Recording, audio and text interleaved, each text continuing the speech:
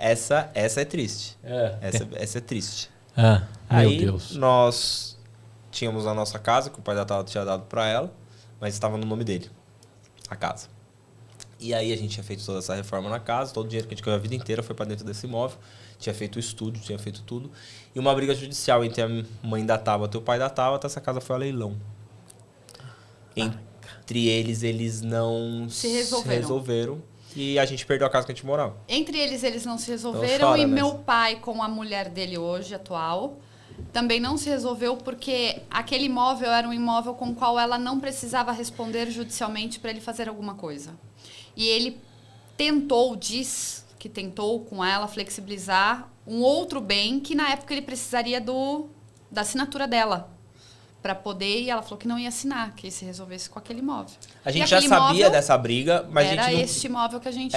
a gente já sabia dessa briga, mas a gente nunca achou que ia chegar nesse ponto. Caraca. Né? Porque assim, tipo, eles vão se resolver uma hora, porque já tinha dado briga, coisa de pensão alimentícia. A mãe da Tabata recebeu pensão vitalícia. A casa foi para leilão devido a ele ter parado de pagar pensão alimentícia para ela. Então aí o juiz, né, foi em cima dos bens, ela optou por mostrar esse imóvel, que era o imóvel que a filha morava. Eu creio que acho que teve um apelo aí emocional. Ela tentou trucar, Eu vou trucar no imóvel que a filha mora e ele paga. Aí, só que assim, a parte que mais dói pra gente não é a questão de tudo isso, porque isso foi revolucionário pra nossa vida, né? Mas é que, cara, a gente tava reformando o estúdio inteiro, fazendo acústica, gastando o que a gente não tinha, muita grana. Não é a casa que eu fui lá conhecer, então? Não. Gastando muita grana, e a mãe da Tava tá vendo isso em vídeo, porque a gente compartilhava com ela, e em momento algum ela tipo falou assim, porque eu não vou tirar a ação. E eu também não sabia em que vias que tava o processo rodando. Tipo assim, eu gastei 40 pau terminei de pagar em novembro. O último boleto dos 40 mil de acústica da reforma do estúdio foi em novembro. Em dezembro, dia 6 de dezembro, saiu o veredito. Veio o leilão. Recebi a carta do leiloeiro, mano, no meu nome. Você não tem noção. A carta do leiloeiro. Eu entrei em parafuso. Aí a saquinha em parafuso, e daí choramos, aí dá todo aquele problema, né? Aí a gente tentou ainda resolver com as partes, não conseguimos. Aí eu falei, pode ser um sinal pra gente realmente mudar a nossa vida. Eu falei, agora a gente não vai precisar mais de ninguém. Aí foi quando a gente saiu voando pra tentar alugar uma casa, sem contar pra ninguém, Gu. Pra ninguém, minha família, ninguém sabia o que tava acontecendo, só meus tios dos Estados Unidos. O Natal foi uma merda, uma bosta, porque a gente com aquela dor quieta, sabendo que, tipo, o leilão já ia correr dia 18 de janeiro. E eu falei, eu não vou ficar esperando pra ver se vai dar leilão, se não vai dar leilão, o que eu vou fazer? Aí sentamos com o Murilo, vem cá, senta aqui, tá acontecendo isso. Aí ele, eu falei, você vai com a gente não quer que conte pra ninguém, a gente vai ver imóveis. Aí, mano, difícil de alugar, nunca tinha alugado nada, né? Aí entrava, eu via a cara do Murilo, pra isso eu não quero. Eu falei, mano, a gente não tem condição, né? A gente tem que entender o que a gente consegue, né? O que vai caber no bolso, não é uma... Acabamos de gastar todo o dinheiro que a gente tinha. Não tinha reserva, não tinha. Não tinha. A reserva que a gente tinha acabado de colocar dentro da casa, no estúdio. Aí a gente pensou em parar o podcast.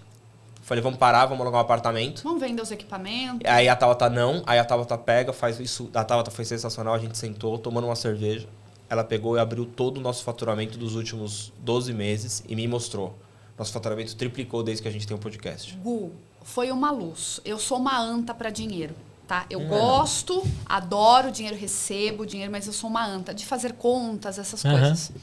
Eu do nada virei e falei, Dan, faz uma gentileza, você que faz a parte de finanças, levanta para mim por semestre nosso faturamento 2020, 21 e 22. Primeiro semestre de 20, o último de 20, só para...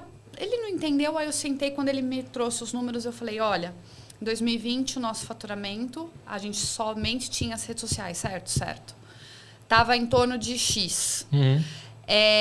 Não tinha um podcast? Não tinha. Em 2021 tinha, mas a partir de outubro, que a gente começou em outubro. Eu falei, olha esse último semestre, comparado ao semestre de 2020, já tinha dado um faturamento assim, 15 mil a mais do último semestre de 2020. Do ano que estava anterior. Eu falei, pega agora 2022. O primeiro semestre de 2022 já foi superior ao último semestre, que já ganhamos mais. E o outro de 2022, o último semestre de 2022, foi o dobro. Foi mais que o ano inteiro. O que nós mudamos? Falei para ele assim, o que nós mudamos? O que a gente fez de diferente nesse tempo? A gente fez anúncio, a gente fez conexão, entrou com outro produto. Ele, não, a gente não fez nada, só o podcast. Eu falei, então a gente não vai parar o podcast. O podcast em si não estava trazendo negócios na mesa, tipo, o Gustavo então está comprando um produto meu. Uhum. Mas a visibilidade que a gente tinha devido à nossa exposição, estávamos indiretamente fazendo negócios. Isso contando mais. Dessa maneira é o primeiro lugar que eu conto na vida. É aqui no EmpreitaCast. Aí. Porque, assim, furo de reportagem. Nem no meu, eu só contei partes, tá? Assim, a história na íntegra é só aqui. E aí a gente foi ver esse imóvel onde você foi, né? E aí não dava no bolso no atual momento, tava um pouco fora.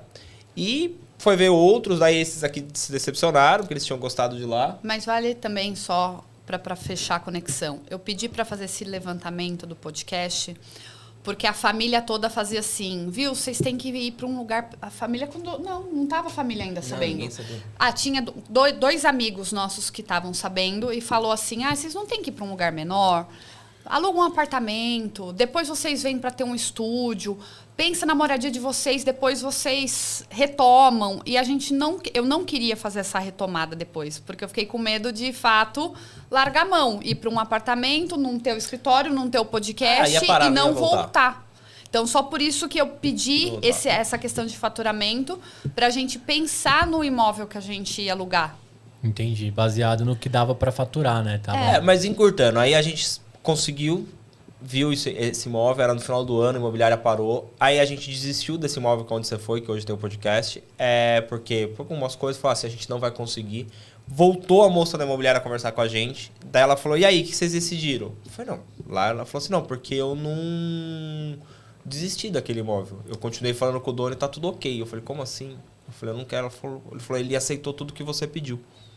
Eu tinha pedido uma carência grande. Eu falei, mentira, cara. Você tinha deixado uma proposta sua. Tinha, mas eu falei pra mulher que não era pra mandar mais, porque não ia dar. Eu tava com medo do valor, entendeu? Do valor.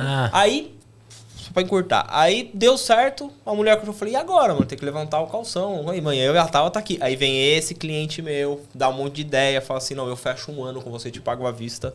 Então, se você tá precisando... E ninguém sabendo, Gu, ninguém sabendo.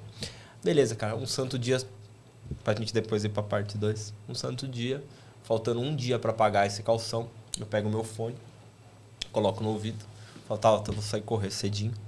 Faltava 1.300 e alguma coisa em dinheiro para poder juntar o valor que a gente precisava, que era de 4 meses de carência. Uhum. Carência não, de calção. De calção, Meti o fone, saí correndo pelo mesmo lugar que eu sempre corro. Só que eu sempre pedia para Deus, me dá um sinal para ver se eu tô fazendo tudo certo, porque aconteceu muito louco na minha vida. Gente ir pra ir, não é? Porque tava acontecendo as coisas e andando, sabe, cara? Gustavo, eu não acho R$1.000 em dinheiro correndo na rua. Você tá zoando. Tô falando sério. 8 da manhã. 8 da manhã, eu vou chorando pra casa. Eu chego, tiro, enfio a mão no bolso, jogo na cola da tábua e falo assim, Deus, se não é sinal, se é pra ir eu não sei, mas tá aqui, é pra ir. Aí o Murilo falou assim, eu tenho o resto na minha conta. O que faltava do dinheiro, tanto é que ele fala que quem alugou a casa foi ele, né? Cara, eu falei, então era pra ser. O Danilo tem o print até hoje quando a gente fez o calção. O que sobrou na minha conta. Sobrou 18 centavos? 36 centavos, alguma coisa assim na minha conta, que eu mandei o dinheiro inteiro. Fizemos, falei, agora a gente conta pros outros, né? Porque ninguém sabia, cara. Cara, você achou 1.000 conto na rua. Em dinheiro. No dia que tinha que mandar o valor total. Porque a gente falou, pode mandar parcial. Eles não, tem que ser o valor total, cara, na conta registrado. Não, e na frente da casa dos padrinhos do Murilo, na rua. Aí eu falei, mano, eu vou ligar pra ele, né? Porque ele é piloto. Eu falei, vai saber se... Caiu. Liguei, tudo bem, fiquei investigando, né? Fiquei investigando. Aí eu falei, ele falou, não. Eu falei, não, cara, porque eu falei, não. Foi dado, você quer dar a moça que trabalha com você? Não paga ali dinheiro, tudo Pix, você sabe que eu não mexo com dinheiro. Eu falei, então beleza. Então não é seu. Aí eu falei pra Deus, se alguém procurar, tô precisando agora. A gente devolve depois, pede 30 dias também. Eu falei, fecha 30 dias. Eu falei, eu devolvo. E aí, mano, eu falei, é pra tocar o pau. Aí cara. a partir daí a gente ficou sem medo. Aí acabou. Que legal.